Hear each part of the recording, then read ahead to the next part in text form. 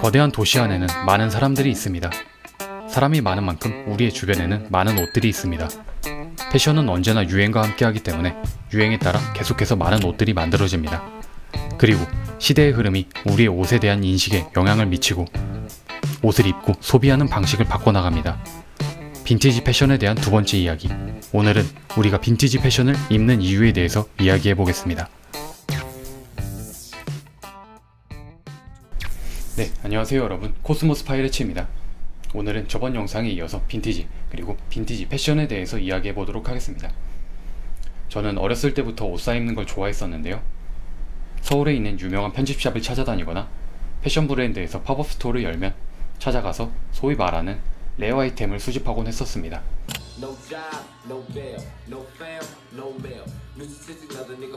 이런 저의 패션에 대한 소비가 3년 전부터 바뀌기 시작했는데요. 빈티지 옷을 찾게 된 것입니다. 최근 제가 2년간 구매한 옷들을 보면 속옷과 양말을 제외하면 모두 빈티지 샵에서 구매한 옷들이라 빈티지 샵에서 구매하지 않은 옷이 손에 꼽을 정도가 되었는데요. 그렇다면 우리는 왜 빈티지 옷을 입는 것일까요? 역사적 배경과 시대적 상황을 비추어 알아보도록 하겠습니다. 산업혁명 시기부터 1차 대전 시기까지는 주로 경제적인 이유로 옷의 보존을 중요시했습니다. 옷은 패션보다는 실용성의 문제였기 때문에 의류가 손상되었을 때는 헝겊을 덧대거나 다른 천을 기어 입곤 했죠. 지금에 와서는 빈티지 샵에서 쉽게 찾아볼 수 있는 패치워크나 팔꿈치 등의 천을 덧댄 빈티지 스타일에서 그 흔적을 찾아볼 수 있습니다. 이후 세계적으로 경제력이 급등하면서 생산 능력 또한 크게 늘었고 의복의 생산과 소비도 크게 늘게 되었습니다. 옷을 만들기 위해서 필요하던 엄청난 시간의 수작업과 기술이 필요 없어지며 패션의 유행 사이클도 이전과 비교도 할 수 없을 만큼 짧아지게 됐습니다. 그렇게 됨으로써 더 이상 입지 않는 잉여 의류 또한 많아졌습니다.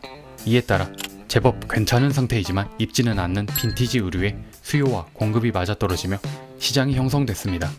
유행이 지났거나 사용되지 않는 의류들을 판매하는 빈티지 의류 소매점들이 대학가와 번화가를 중심으로 한국에서는 형성된 것입니다. 빈티지 매장들은 중고 의류 매장들과는 다르게 특색을 가진 시장을 가지며 편집샵의 특징을 갖습니다. 빈티지 샵에서 제품 상태, 유행, 희소성 등을 고려하여 제품을 추려와 매장에서 판매하는 것이죠. 물론 희귀한 매물을 직접 구해오거나 이베이에서 구매하는 등 다양한 방법이 있습니다. 과거에는 의류 생산은 수작업으로 이루어지며 옷 한 벌을 만들기 위해서는 긴 시간과 숙련된 기술이 필요했습니다. 현대에는 대량 생산이 가능해지고 소득 수준이 높아지며 경제적인 이유로 의류를 재사용하는 일이 현저히 줄어들었습니다. 특히나 자본주의 사회에서는 자신의 몸을 치장하고 좋은 옷을 입는 것이 자신의 가치를 대변하는 일이 되며 더욱 그렇게 된 것입니다. 그렇다면 지금 우리가 빈티지를 찾고 입는 이유는 무엇일까요? 특정 시대에는 그 시대에 유행하는 패션이 있고 시간이 흐르면 또 다른 유행이 찾아옵니다. 그러나 항상 새로운 것이 유행하는 것은 아닙니다. 최근 불고 있는 뉴트로, 레트로 열풍은 패션은 물론 인테리어, 디자인, 문화예술 전반에 영향을 끼쳤습니다. 젊은 세대가 열광하는 스타와 셀럽이 레트로 스타일의 옷을 입고 노래를 부릅니다. 미디어와 SNS를 통해 접하는 몇십 년 전의 스타일은 지금 세대들에게는 너무나도 새롭고 힙하게 다가오는 것이죠. 빌보드를 점령한 아이돌 그룹 방탄소년단은 2020년에 70년대 80년대 스타일로 스타일링한 채 무대에 오릅니다. 디스코풍의 색감과 30년 전 유행했던 뉴잭 스윙 스타일에 지금의 10대와 20대는 열광하며 그것을 소위 힙한 것으로 받아들입니다. 옛것이 시간이 지나고 새로운 것으로 재발견된 것입니다. 빈티지를 찾고 입는 또 다른 이유는 환경에 대한 관심입니다. 지속 가능성에 대한 관심이 우리 사회의 현 시점 가장 중요한 이슈 중 하나입니다. 섬유산업은 가장 과잉 생산을 하는 산업 중 하나입니다. 과잉 생산뿐만 아니라 생산 과정에서 생기는 부산물과 폐기물도 엄청나죠. 패션 브랜드들에서는 친환경 소재를 사용했다거나 친환경 패키징을 사용했다며 마치 자신들이 만든 옷을 입으면 지구를 지키는 환경 용사가 될 것처럼 광고합니다. 하지만 본질을 살펴보면 마케팅 수단으로 활용하는 것에 더 가깝습니다. 중요한 것은 생산 자체를 줄여야 하는 것입니다.